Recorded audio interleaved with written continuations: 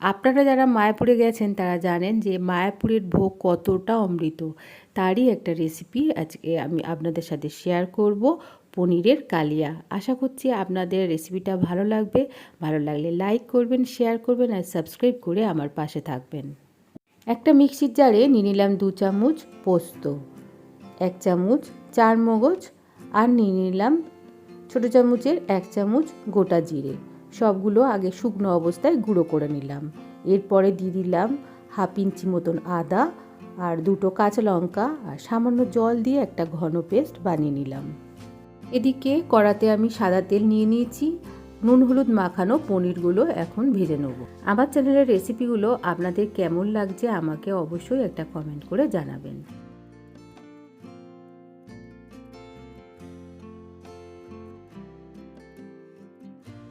দেখুন আমার পনিরগুলো খুব সুন্দর করে ভাজা হয়ে গেছে, বেশ লালচে করে। এখন ওই তেলে দিয়ে দিলাম 5 ফোড়ন, জিরে ফোড়ন, দিয়ে দিলাম 2টো শুকনো লঙ্কা, তেজপাতা আর হিং।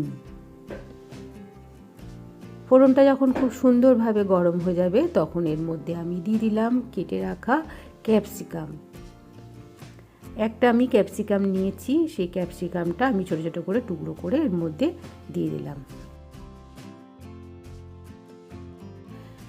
এরপরে দিয়ে দিলাম একটা বড় সাইজের টমেটো, যেটা আমি ছোট ছোট করে কেটে নিয়েছি। পরিমাণ মতো নুন দিয়ে এখন ভালো করে এটা ভেজে নেব। আমার গ্যাসের ফ্লেম রয়েছে মিডিয়াম টু লো। যে কোনো নিরামিষ দিনে আপনারা এই রেসিপিটা ট্রাই করতে পারেন। ঠাকুরকে ভোগ হিসাবেও এই রেসিপিটা দেওয়া যেতে পারে। এখন আমি কিছু মশলা দেবো, যেমন হলুদ দিলাম, দিয়ে দিলাম জিরে গুঁড়ো, ধনে গুঁড়ো, কাশ্মীরি লাল লঙ্কার গুঁড়ো আর ঝাল লাল লঙ্কার গুঁড়ো, দিয়ে দিলাম পরিমাণ মতন চিনি। সবগুলো উপকরণ দিয়ে ভালো করে নাড়িয়ে নেব।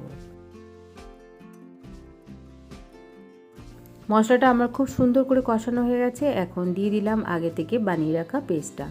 দেওয়ার পর আবারও ভালো করে নাড়িয়ে নেব।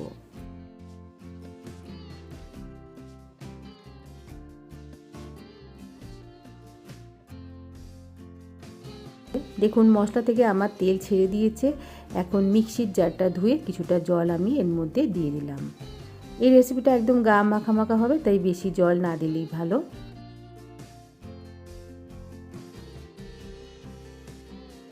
মিনিট খানেক কষানোর পর এখানে দিয়ে দিলাম আগে থেকে ভেজে রাখা পনিরের টুকরোগুলো। দেওয়ার পর আবারও ভালো করে মশলার সাথে পনিরগুলো মিশিয়ে নিলাম। এই রেসিপিটা রুটি, লুচি, পরোটা, লাচ্ছা পরোটা সবার সাথে খুব ভালো লাগবে। দেখুন আমার রেসিপিটা প্রায় কমপ্লিট হয়ে গেছে। এখন আমি দিয়ে দিলাম কাসুরি মেথি হাতে ক্র্যাশ করে। অসাধারণ এই রেসিপিটা অবশ্যই আপনারা একবার ট্রাই করে দেখবেন। আর মায়াপুরে ঠিক এইভাবেই এই রেসিপিটা বানানো হয়। দেখুন কতটা সুন্দর হয়েছে আর খেতেও অসাধারণ হয়। তৈরি হয়ে গেল আমার পনিরের কালিয়া রেসিপিটা। এখন আমি গরম গরম সার্ভ করে দেবো। আজকের মতন এইটুকুনি। আবার পরবর্তী ভিডিও ফিরে আসছি। খুব ভালো থাকবেন, সুস্থ থাকবেন।